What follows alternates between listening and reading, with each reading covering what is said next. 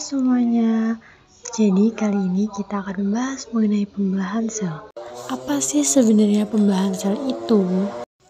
Jadi, pada organisme bersel satu, pembelahan sel merupakan cara untuk perkembangbiakan. Sementara itu, pada organisme bersel banyak, pembelahan itu merupakan cara untuk pertumbuhan. Dan pembelahan sel itu dibagi menjadi 3, ada amitosis, mitosis, dan meiosis. Pada amitosis, prosesnya pertama kromosom melekat pada membran plasma, sehingga bagian DNA kromosom mulai bereplikasi. Kemudian sel siap membelah, kromosom dan kromosom salinannya tetap melekat pada membran plasma. Kemudian terbentuknya membran plasma yang menekuk ke dalam memisahkan kedua kromosom, sehingga terbentuknya dua sel anak. Jadi kesimpulannya dari amitosis itu sel membelah diri secara langsung tanpa melalui tahap-tahap pembelahan sel. Kemudian disebut juga dengan pembelahan biner. Terjadi pada sel prokaryotik seperti sel bakteri dan cyanobacterial atau ganggang biru. Selanjutnya yaitu mitosis. Mitosis merupakan cara reproduksi sel di mana sel itu membelah melalui tahap-tahap yang teratur. Nah, ciri-ciri dari mitosis ini yang pertama, terjadinya pada sel somatis atau tubuh, menghasilkan dua sel anak, genotip sama dengan induknya, berfungsi untuk pertumbuhan dan pergantian sel yang rusak. Yang terakhir yaitu mitosis merupakan bagian dari siklus sel. Nah, siklus sel itu terdiri dari dua fase, yaitu fase interfase dan fase mitosis. Fase interfase itu terdiri dari fase G1, fase S, dan fase G2. Fase mitosis terdiri dari profase, prometafase, metafase, anafase, dan telofase. Dan fase interfase itu berlangsung paling lama, hanya mencakup 90% dari siklus sel. Dan fase G1 adalah fase pertumbuhan dan pembentukan protein dari organel sel. Fase S adalah fase penyalinan kromosom. Fase G2 adalah fase sel kembali tumbuh dan mempersiapkan melakukan pembelahan. Nah, ini merupakan fase-fase mitosis, yaitu terdiri dari profase, prometafase, metafase, anafase, dan yang terakhir ada telofase. Di fase pertama ada profase, yaitu benang kromatin memendek membentuk kromatid yang akan berpasangan membentuk kromosom. Benang kromatin itu yaitu yang di tengah warna ungu, dan kemudian membran nukleus mulai menghilang. Dan fase prometafase, membran nukleus terfragmentasi sehingga mikrotubula dapat masuk ke nukleus. Kromatid dari setiap kromosom memiliki kinektor yang terletak pada sentromer. Mikrotubula akan melekat pada kinektor kromosom. Fase selanjutnya yaitu metafase, di mana mikrotubula terlihat jelas dan kromosom terletak pada daerah ekuator. Kromosom masih terdiri atas dua kromatid yang terkait pada sentromer. Setiap sentromer memiliki dua kinektor yang masing-masing dikaitkan dengan mikrotubula. Kemudian proses anafasenya, mikrotubula memendekkan sehingga menarik kromatid ke kutub yang berlawanan. Pada akhir anafase, kedua kutub sel memiliki jumlah kromatid yang sama. Dan di fase yang terakhir yaitu telofase, berlangsung sitokinesis yang memisahkan sel menjadi dua sel anak.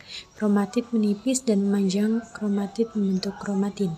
Nukleus dan membran nukleus mulai terbentuk kembali, sehingga tahap akhirnya nukleus terbentuk sempurna dan terbentuk dua sel anak yang identik.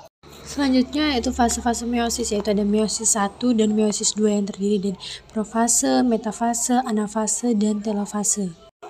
Pada fase meiosis 1, yaitu profase 1, mengambil sekitar 90% waktu meiosis. Pertama, laptoten. Kromatin menebal membentuk kromosom. Kemudian sigoten, kromosom homolog mulai berpasangan. Kromosom menebal dan mengganda pindah silang, yaitu pakiten. Diploten, kromatin membesar dan memendek. Diakinesis, membran inti menghilang, terbentuknya serat gelondong.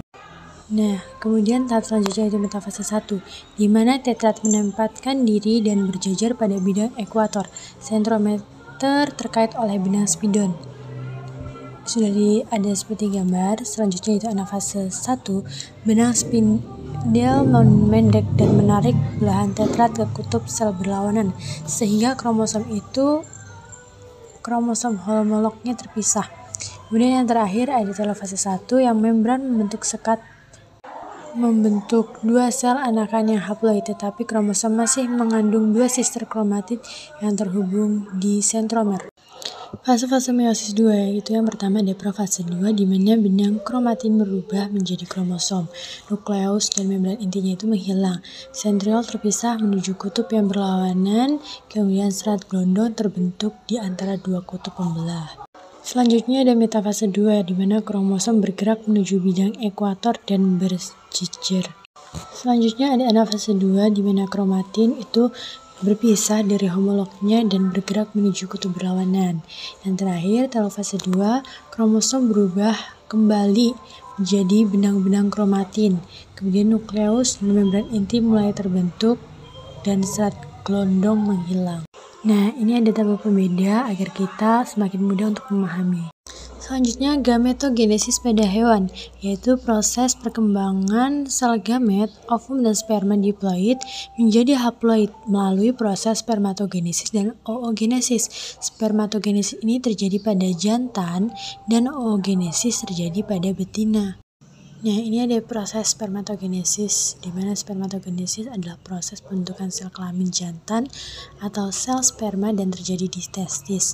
Spermatogenesis dimulai dengan sel gamet primer mengalami pembelahan dan menghasilkan spermatogonium.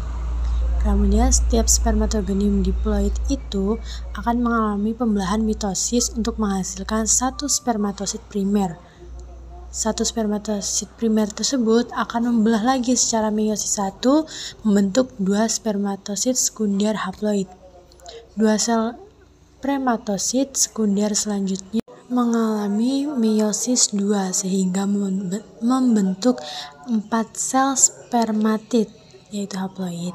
Kemudian dua sel spermatid ini mengalami pematangan spermiogenesis membentuk 4 sel spermatozoa yang telah matang sehingga dari proses spermatogenesis itu dihasilkan 4 spermatozoa. Selanjutnya oogenesis yaitu yang terjadi pada betina. Oogenesis adalah proses pembentukan sel telur atau ovum yang terjadi di ovarium betina. Oogenesis ini dimulai dengan sel induk ogonium yang akan membelah secara mitosis yang menghasilkan oosit primer. Nah, oosit primer ini kemudian membelah secara meiosis 1 yang menghasilkan satu oosit sekunder.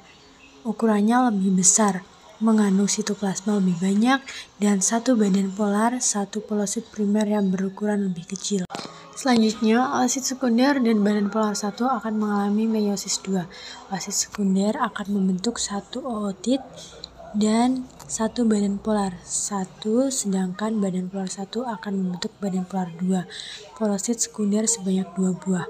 Nah, satu badan polar 1 dan 2 badan polar 2 mengalami degenerasi, sedangkan ootit akan berdiferensiasi menjadi satu sel ovum haploid.